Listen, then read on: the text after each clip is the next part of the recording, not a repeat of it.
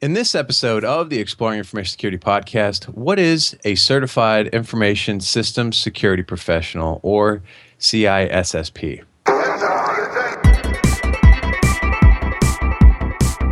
Welcome to the Exploring Information Security podcast, where you will learn, explore, and grow your security mindset. I am your host, Timothy B. Block, and in this episode, we will be exploring what is a CISSP. And with me today to do that is prolific InfoSec video blogger Javvad Malik, who spends his time not vlogging as a security advocate for Alea Vault. Javvad, how are you? I'm very good, thank you, Timothy, and thanks for inviting me. Yeah, it's a pleasure to have you. So the toughy question right off the bat: what is a Certified Information System Security Professional, or CISSP? Now that depends on which perspective you're looking at it from. If you're looking at it from the organizational perspective, it's a certification sort of given out by the ISC², and it's there to certify and demonstrate that participants have a basic knowledge in across sort of like the various domains of knowledge within information security. That's kind of like what it is from that perspective. From a user perspective, it's like any other certification. You have to have some experience. You have to study a bit, learn how the questions are asked in the exam, answer them in the way that they want them to be answered, and if you're successful, you earn a certification. Okay, and so I'm assuming that you are certified as a CISSP, right? I am indeed, yes, for many years now. I think it was 2003 or 4 that I got my CISSP. What was that process like for you? That was a really exciting process, actually. So back at that time, I was working for a large financial institute, and the CISSP was very new in terms of, at least in the UK. It wasn't widely known or anything. No one in our whole company. We had like consultants, security consultants, and security operations people. No one had it. So I found out about it online, and I thought, hey, I'm in this sort of like early phase of my career, and I don't want to stay in this one job forever. Mm-hmm. How do I progress up the chain? And so I thought getting a certification would help open some doors, internally as well as externally. Very few jobs at that time actually asked for a CISSP, but you could see that some of them had begun asking, and I thought it would be a good differentiator for me at the time. So that's kind of like what triggered it off. I got the books. I looked up some resources. I attended one of the training classes, and went for the exam and got it that way. So there wasn't any sort of like magic to it, I suppose. It was pretty straightforward.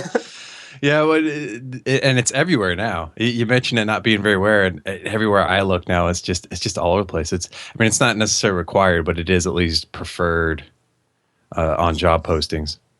It is indeed, yeah, and it's kind of like, I suppose, in some ways, it's become a victim of its own success, because some companies you look at, they're like, hey, the candidate must have a CISSP, mm-hmm. and that's a failing on behalf of sort of like hiring organizations, where they maybe see it as an easy way just to say, hey, if we say we need someone who's got this certification, then that sort of like proves to us that they are a security expert, and that's far from the case. All right, so what is the value of having a CISSP? Now we're getting to it, aren't we? Mm-hmm, yeah. That's the $1 million question, and really, it's like most things in life. The value you derive out of it is what you want to get out of it, and how you approach it.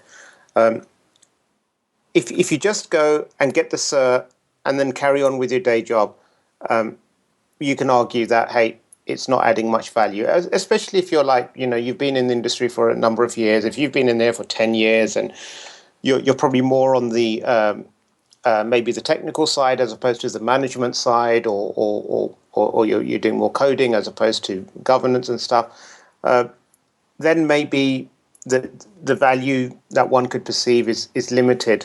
I think personally, from my experience, it really helps people who are earlier in their career as opposed to someone who's later, because if you've been working for 10 years and your experience is everything and what you've delivered is what people should be judging you on. But if you're early in your career, and especially if security is something that you've moved into later in your career, like, maybe you're working in general IT before that, it A, gets you familiar with a bunch of the concepts, and B, it kind of like demonstrates that, you're actually choosing security as a conscious decision. This isn't something you're just dipping your toe into and next year you're going to move on to doing something else or what have you. There's a certain time investment that you've put in here to make this your career. And I think that's one thing that it demonstrates to people, looking to hire, is like, okay, this person is actually, pursuing security as a career, and they're here for the long game. So what are the requirements for the certification? I think it's like 5 years experience. It's like 5 years. You have to know like two CISSPs have to like recommend you. Do you say CISSP or CISSP? You know what? It varies depending on depending. Yeah. Sometimes it's CISSP. If I'm really going gangster, but yeah. But yeah, most of the time I end up saying CISSP, but I know that grates on a lot of people. So a lot of people say, I hate it when you say that. So I tend to avoid saying that. Yeah. See, I've had people tell me, I never heard it said that way before. I always called the CISSP. So they're kind of like intrigued by it. They're like, and they don't know how to take it. Yeah.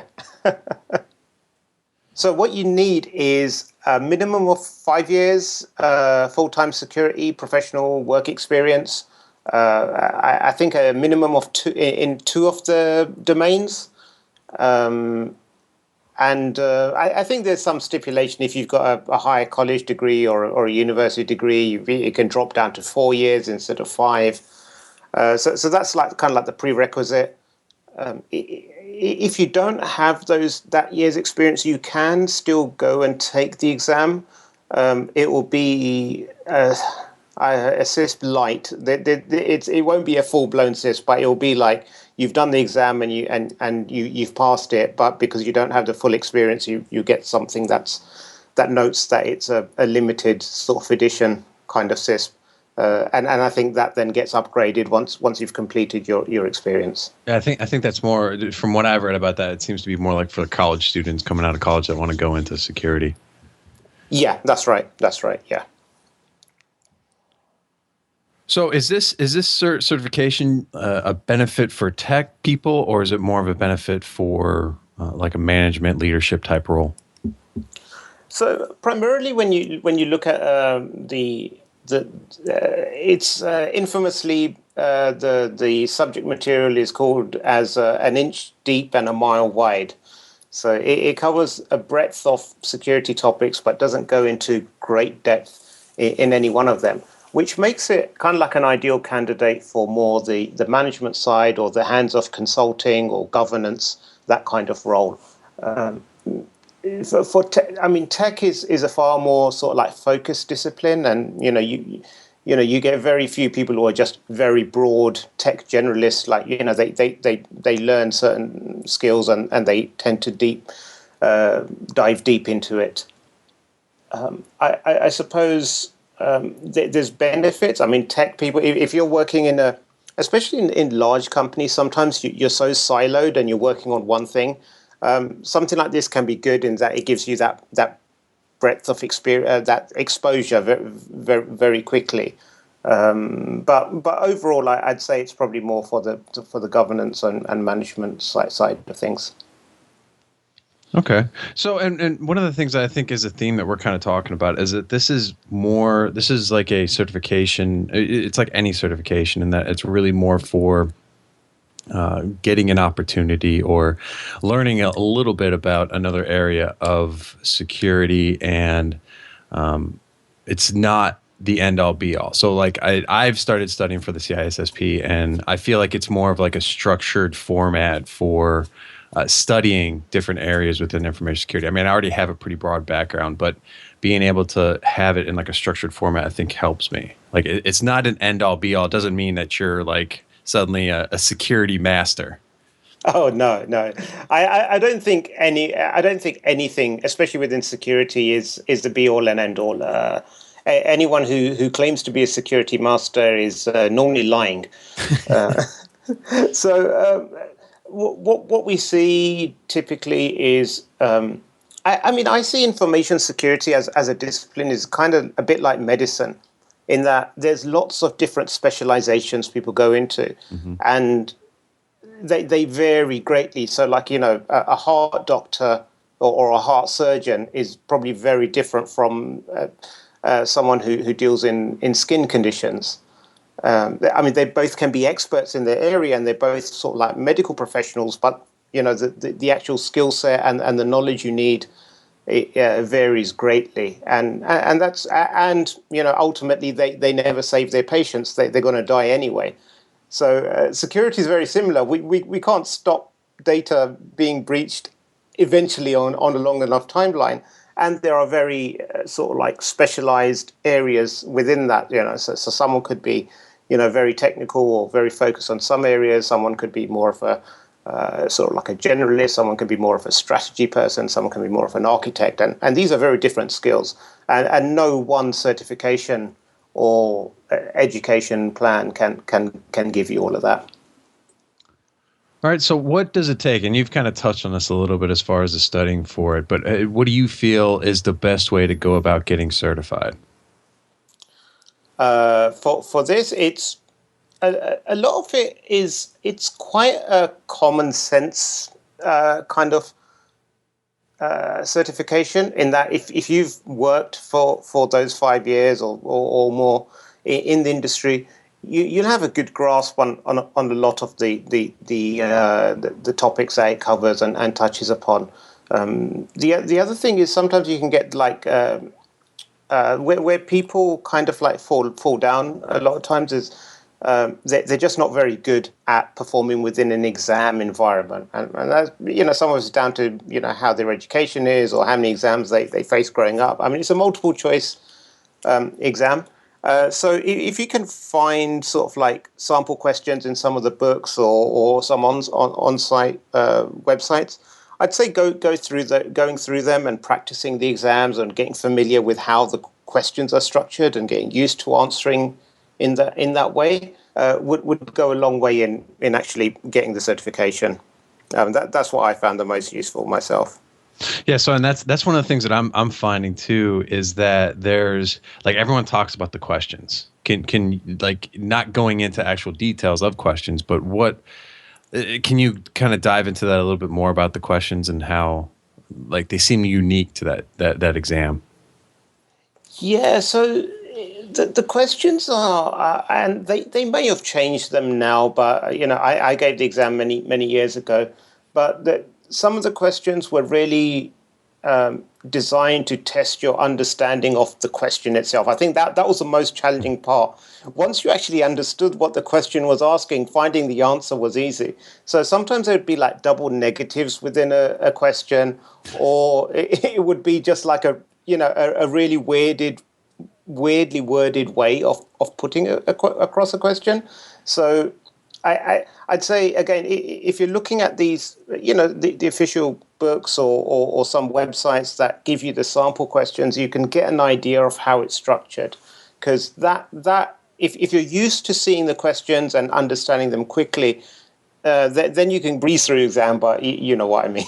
Right. No, you have a better. You could be more prepared for the type of questions, which is why I asked that, because that seems to be one of the things I hear about a lot. Yeah. I mean, the website I used, and I think it's still up, is CCCURE. Okay, I've heard of that one before. Yeah, and that had the best sort of questions that I found, in terms of like they weren't taken from the exam or anything, but they were structured in a similar way. So I'd go through and do one domain at a time, and then I'd combine like 3 domains, and then I'd go through and do the whole 10 domains as they were back then. And just repeat through them time and time again. So yeah, so it sounds like we're gonna for taking the exam, it's a good idea to kind of invest both. You're gonna be investing time, obviously, but also probably gonna have to invest a little bit of money, and because I know those practice exams aren't necessarily free. Yeah. So the ones on CCC URE, at the time they were free. I don't know if they still are. Oh, okay. But there's no harm. I mean, like anything, if you invest in it, it'll be easier. But there are lots of free resources out there now. I mean, there are free exams, there are free sort of like YouTube tutorials, and videos where people go through each of the domains and explain them in their own way. So I think there's plenty of material out there that if you're stretched for cash, then there's plenty of free resources out there. Okay. All right. So I guess while we're kind of on the topic of taking the exam and some of the resources, are there any other resources that you can recommend for taking the certification?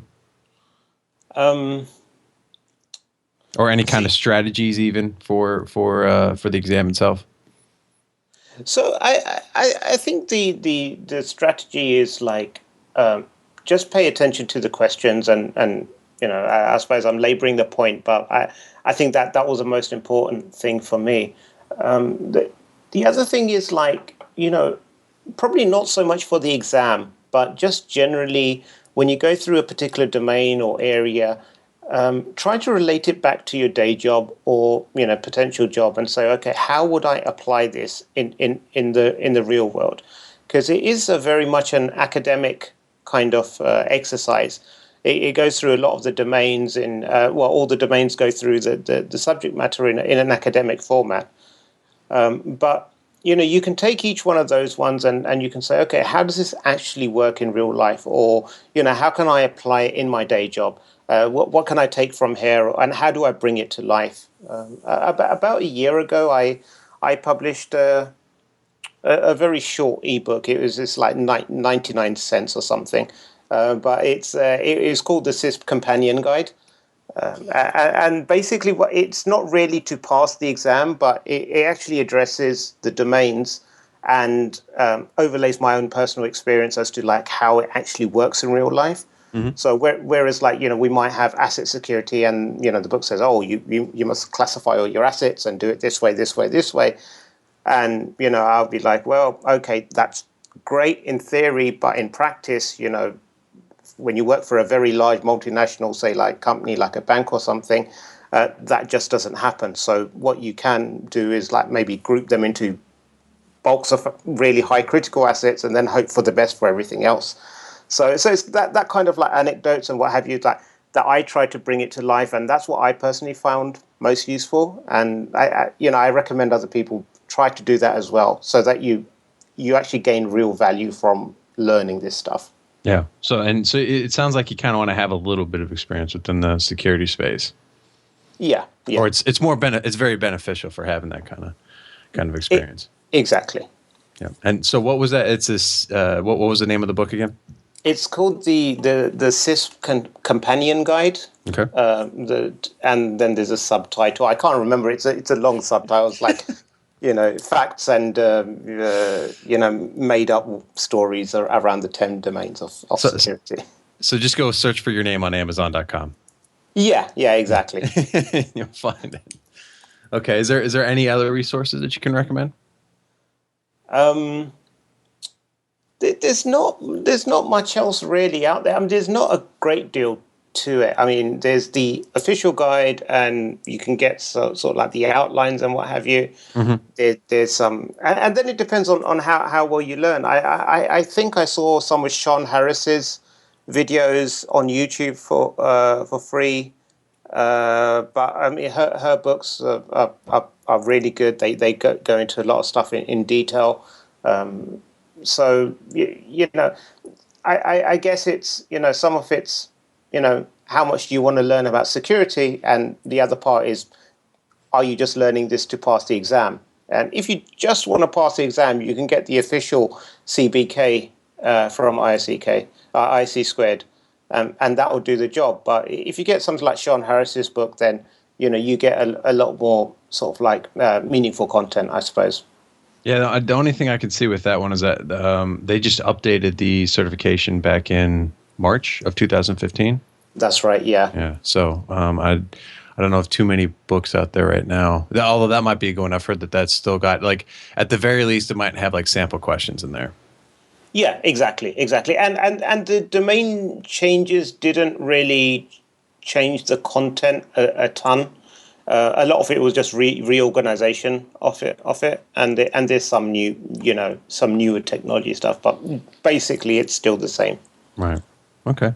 So I feel like, this conversation kind of went in a little bit. I kind of figured we'd touch on this, but we've kind of really gone down towards the actual certification itself, which I find interesting that we've kind of talked about that, and that it's not like we talked about earlier. You're like a security guru after getting this certification. And I feel like certifications are just kind of like a starting point for a lot of people.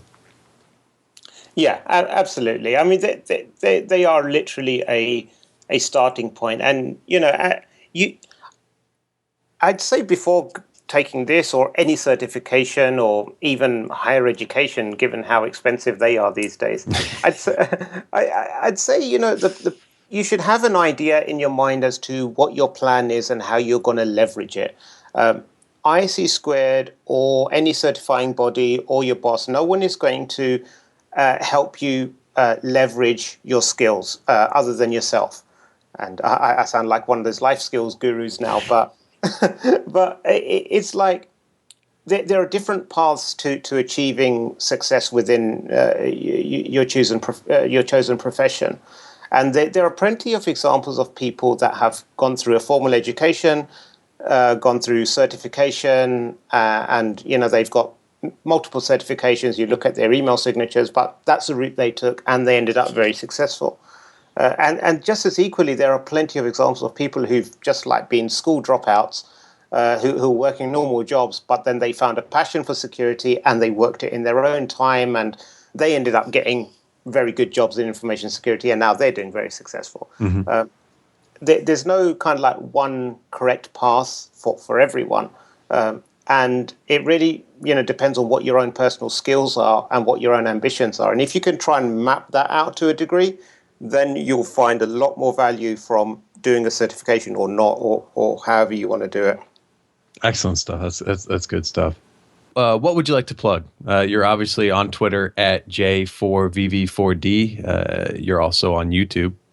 Yes, I'm on YouTube. I appreciate the YouTube love more than anything. I also have my website, and also, Host Unknown is this group that I'm part of, and we've got our own YouTube channel as well. It's Host Unknown TV. We do music videos, and we've done 2 so far. So I don't say we do music videos, but we make fun videos. So go check them out. There's one called the CISSP. That's like a rap song talking about the certification. So that you can see what it's like once you get the certification, how life changes. Yeah, I was actually going to say that you guys are kind of like the boy band of InfoSec. Well, boy is a very generous term given our ages, but thank you.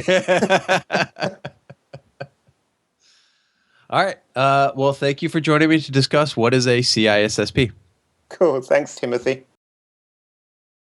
And that will do it. Hopefully you learned something. If you didn't, drop me a line on Twitter at Timothy DBlock. That's DEBLOCK, or email me at timothy.dblock@gmail.com. Let me know what you didn't learn, and we'll cover it in a future podcast. Show notes can be found at timothydblock.com/EIS. If you enjoyed the show, share it with others and rate it on iTunes. If you'd like to donate to the show, check out my Patreon page at patreon.com/EIS. Have a good one.